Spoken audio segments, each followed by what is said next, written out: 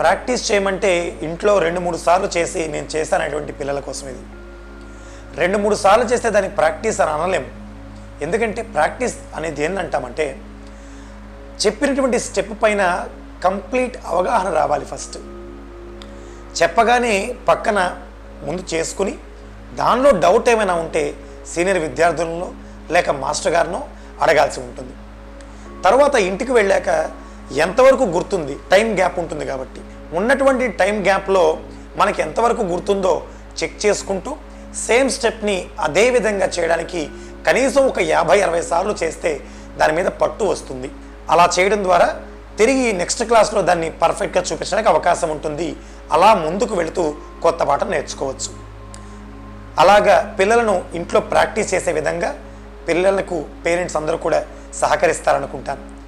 Hope you can understand.